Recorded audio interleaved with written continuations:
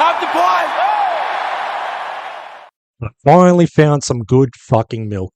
G'day guys, Nate here, coming at you with an opening round, round 1, round 2, round 3, whatever the fuck you want to call it, preview. Collingwood taking on the GWS Giants, travelling up to Engie Stadium to kick off the 2025 AFL season. Deja vu, we're starting opening round yet again against the GWS Giants up at Engie Stadium. Last time we played up there, we got smacked back to reality. Oh, there goes gravity, with a 32-point loss and a Callum Brown kicking 5 goals, which, for fuck's sake, I wish that happened with Collingwood. But yeah, we look to redeem ourselves. We hope to start off 2025 fresh, redeeming ourselves from last year's premiership hangover. As far as what I think about the opening round concepts, look, I prefer really not to speak. If I speak, I am in big trouble. In big trouble. And I don't want to be in big trouble. Well, look, it is what it is. We got to play, and Collingwood kick off their season on a Sunday afternoon against GWS. Before we jump into this game preview, I did want to just do a somewhat brief season preview of Collingwood's ins and outs of the Collingwood playing list, an overview on what I think can happen for Collingwood in the 2025 AFL season, and just my overall predictions as well for the season ahead. I'm just going to start off with Collingwood's playing list, the ins and outs for the 2025 season. With the outs, Nathan Kruger, Jack Bytel, Aiden Begg and Josh Iyer all being delisted. Nathan Kruger being the surprising delisting in my opinion, got his body right, did suffer a concussion against Hawthorn, got subbed out, didn't return to AFL level. Would have thought he'd be a depth player for someone else at a third club. Jack Bytel got dropped after the Sydney game, I think, or maybe the Brisbane game. Maybe not as surprising. We go in with Lockie Sullivan, Ned Long. I think of that trio, we had to delist one, and Jack Bytel being delisted. Aiden Begg being delisted, no surprise there, and Josh Iyer didn't get a game either. He was on Essendon's playing list, got delisted there as well. I don't think he's played AFL level just yet, so wishing those guys all the best. Sad news though, Nathan Murphy and Josh Carmichael both being medically retired due to concussions and lingering symptoms. Wishing Nathan Murphy and Josh Carmichael all the best with their recoveries and to live a decent life as well. Hopefully no flare-ups and symptoms and nothing major post-footy for them. John Noble, surprising trade to the Gold Coast Suns, a mega three-way trade involving Gold Coast, Collingwood and Port Adelaide. Joe Richards as well, also being traded to Port Adelaide. Had to weigh up his future. I think he got a 3-year deal for Collingwood at most. I think he finds the stability and security at Port Adelaide much more luring. 4 years at Port Adelaide, I believe it is, and I think Port Adelaide are going to have a bargain recruit, and I think will be the overall bargain pickup for season 2025 overall. I don't think people realise just how underrated Joe Richards is going to be in terms of his pressure, defensive effort, and his forward 50 entries, something that Port Adelaide are lacking. They are going to have a smaller forward line, Port Adelaide. They're aiming to be a lot more fast, free-flowing as well for their forward 50 entries, and I think Joe Richards provides that spark for them. And again, I think it's going to be the bargain pickup, and I think Port Adelaide's got a good player on their hands for the next few years. For John Noble, looking to be close to family. It is a shame he never played in the 2023 flag for Collingwood. I'm wishing John Noble all the best. I would love for John Noble to be involved in Gold Coast maiden finals appearance and maybe a maiden finals win as well. The ins for Collingwood, I'll go backwards from what you're saying. Joel Cochran, Charlie West, Will Hayes picked up in the draft. Joel Cochran, pick 47, a Sydney Academy player. On the night, it didn't look like we were not interested in Joel Cochran, but I think we were trying to get Sydney to match a bid, and it didn't happen. So we've got Joel Cochran, key defender. Let's see how he performs. Charlie West, pick 50. He's looking the goods in pre-season. He kicked 4 goals in a VFL Pracky game as well. He's the same height as Myercheck and McDay, so it's an investment pick up there. Hopefully we see him playing AFL footy in a couple of years. And Will Hayes, pick 56 from WA. A little video of him and his family reaction to being drafted as well by Collingwood. Brings a tear to your eye if you're not a soft cunt. So, yeah, good on these players, Joel Cochran, Charlie West and Will Hayes. Harry Perryman, picked up as a free agent from GWS. A surprising pickup. I know there was murmurs later in the season that Collingwood were in the mix to get Harry Perryman. I'm surprised it went ahead. We're not usually getting these, not a big fish, but these sort of players. Dan Houston, traded to Collingwood from Port Adelaide. That was meant to be going to Carlton, but Not because of us swooping in against Carlton or anything like that, but yeah, we usually don't get these sort of big players in free agency or the trade period as well. And that was a trade that went down to the razor's edge. Dan Houston admitting that if he had his way, that he would be a Carlton player, but he's at Collingwood. Hopefully, we get the All-Australian form as well from Dan Houston, frees up guys like Josh Dacos and Isaac Quaynor across the halfback flank. Means Nick Dacos plays 100% in the middle and middle forward as well, not just off the halfback flank. And yeah, one booming kick from halfback to half forward. Sign me up. And we also get Tim Membry as a delisted free agent from St Kilda. 179 games, 293 goals. It's a Moneyball pickup. We get him for dirt cheap, free, pretty much. I know Saints fans, they're clamouring for some stability down forward with their key forwards. Max King with his knee worries and depth as well. Cooper Sharman coming along. I think that's why they've got Cooper Sharman, someone that's 5 years younger. They're going to go with someone like Sharman over Membry. For Membry, I don't expect him to kick 40 goals a season for Collingwood. He's on a 2-year deal. Just like a Tom Mitchell. Just needs to do his part. Goal a game is the bare minimum I want from Tim Membry, and to remain in the best 23 and being consistent as well. Now I can finally bring up the opening round, and this is the squad that lines up against GWS. Basically, there's 2 changes from the Pracky game against Richmond. Braden Maynard's going to come in for Dan Houston. Dan Houston's going to finish his suspension carryover from last year from his bump against Isaac Rankin in the showdown. He will play round 1. There's no way he's going to be starting in the VFL unless there's an injury or a freak incident. Ned Long is also going to come in for Oleg Markov. Markov picking up a calf injury during the week. So again, 2 changes from the Pracky game against Richmond. I did watch the Pracky game against Richmond. Usually these Pracky games, for me, it's quite simple. Just tick the boxes, remain injury-free, and get the fucking tramps out of the way. Collingwood winning that game by 83 points against Richmond. Just a ridiculous accuracy at some point. 20 goals won without a rush, or the one behind being a rush behind, finishing up with 21 goals 6. For what it's worth, I thought Richmond's first half was decent. They showed some quick transition, good linking play at times, but we'll say for Richmond, it's going to be a long season. I do think they'll win a few games, but wouldn't spin prediction for me. So long as they show effort and they show that their 2024 draft crop show good signs in their first year, they'll be in good hands. It's going to be a long recovery or long rebuild for them. Hopefully they'll be in the finals mix, for them at least, to be in the finals mix by the time Tasmania comes around. For Collingwood, no injuries. Dan Houston's going to be fit and firing across half back. Nick Dacos is a gun, clearly. Pinsky impressed me very well, 30-plus disposals. Josh Dacos, Isaac Quaynor across half back, going to be lethal. And across the wing as well. The Triple M forward line, Membry, McStay, Mytrek, they look pretty good. Faster transition inside 50. Forward 50 entries look to be improving. And that's without Joe Richards as well, who I think is going to be a very underrated loss for Collingwood.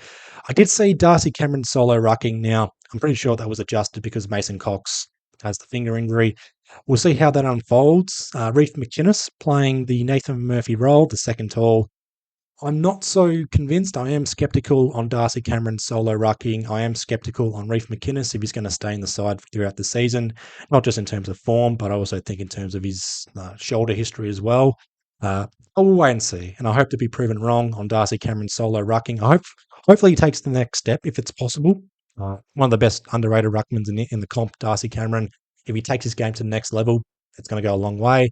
And Reef McInnes, I don't expect him to be intercepting like Nathan Murphy or anything like that. But if it frees up Darcy Moore, if it frees up the halfback flankers, looking forward to it. With the names on the bench, I expect Ned Long to be the starting sub. It's expected to be a wet and scrappy contest, something that will benefit a player like Ned Long, tall midfielder, but he's a bit of a wombat, a tall wombat at that, like a taller version of Tom Mitchell. Not in terms of skills or anything like that, but for Ned Long, he'll come on hopefully in the 3rd or 4th quarter, provide a bit of grunt in the middle as well. Ed Allen, technically a sub in the Pracky game against Richmond. I expect he plays the full game, starting on the bench. I like the look of Ed Allen. Second game against Melbourne last year, pretty good. The Pracky game, he had 11 disposals as well for a quarter and a half. Just needs to tidy up his disposals and his overall efficiency, but can be a solid player for us, someone that can play 18, 20-plus games for Collingwood and proves to be a long-term prospect for the midfield and be a partner in crime as well for Nick Dacos for years to come. We've got 9 players out at the moment, so not a full list available just yet. Dan Houston, again, being suspended. He'll be back for round 1 against Port Adelaide.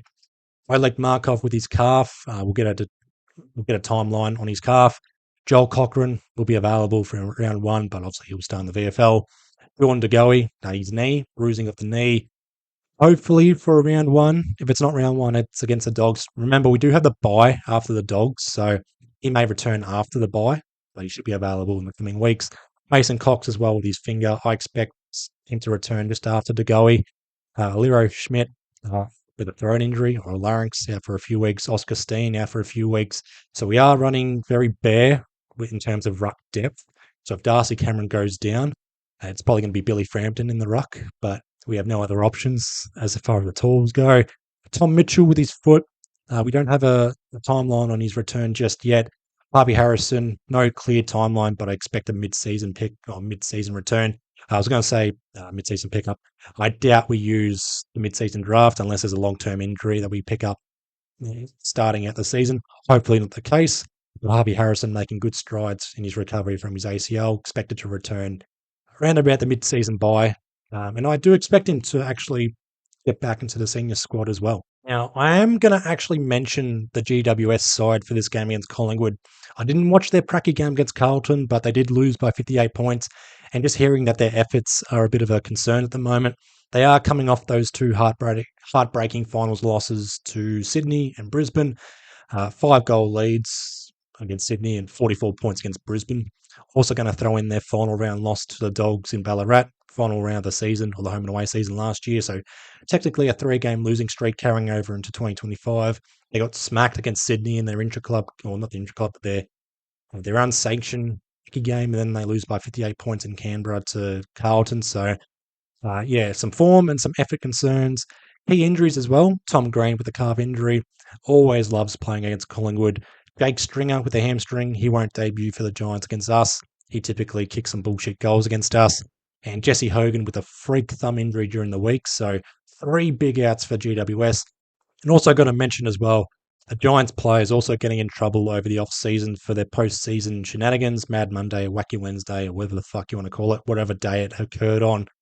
Suspensions and fines. I do have to mention Harry Perryman got fined as well. Luckily for us, he wasn't suspended. Harvey Thomas, Jake Riccardi, both getting suspended. 2 guys who I thought would have been available for this game had they not been suspended. Joe Fonte, 5 career games, also suspended. Not for 5 games, but he's played 5 games for GWS last year. Hasn't lost a game, so he's their little lucky charm, I guess. Toby McMullen, he played the qualifying final against Sydney, was subbed out, didn't play the game against Brisbane. It also puts pressure on GWS in terms of their depth players for this game against Collingwood, for them to step up, particularly in a year where they want to redeem themselves again. Straight sets exit for the first time in their history. It's also a year where most media pundits have tipped GWS to win the flag as well. In terms of this game against Collingwood, James Leake making his debut. I actually expect him to be the sub. I don't want debutants to be the sub, but just looking at their bench, unless it's Jacob Weir, I expect James Leake to be the sub. I'm going to mention the keys to victory. I'm not going to expand on them for the opening round, but my 4 keys to victory for both Collingwood and GWS. The first one is going to be who's going to be cleaner for their footy and their efficiency, for their disposals. Wet and scrappy contests, it's going to favour GWS in terms of the venue. I think we've got the players that can hold up for a scrap and a fight. For 2 sides who I think are going to leak points against for 2025. It's going to be a back and forth contest. I do think the weather's going to play a big part in that. Looking forward to seeing how players pull up as well in wet weather conditions, heavy footy as well. The second key to victory, or I'm going to tie the second and third keys to victory. Which tsunami is going to be bigger and better? We know about the orange tsunami, but I think Collingwood's got a good transition game as well. And who can be more solid down back? I think both defensive lines are going to be under the pump.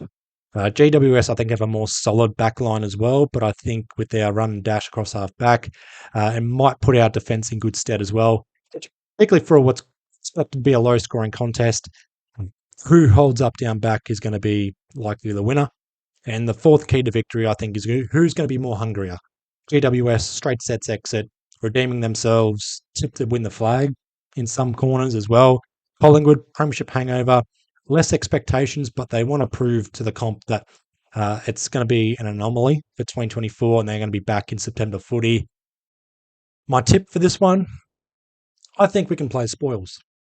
I reckon we can win this game, and I think it's going to be won in the second half. 3 scrappy goals will be the margin. I'll go 18 points. It won't be enough, though, to surpass Hawthorn on the ladder after opening round. However, if we do finish on top after this round, stop the count. Stop the bloody count. So there you go. I'll go Collingwood by 18 points. Now, my next 2 videos. My next one, I'm going to upload a video called 20 Predictions for 2025. That's for Collingwood. And then Labor Day, I will post a review of the Collingwood opening round game against GWS.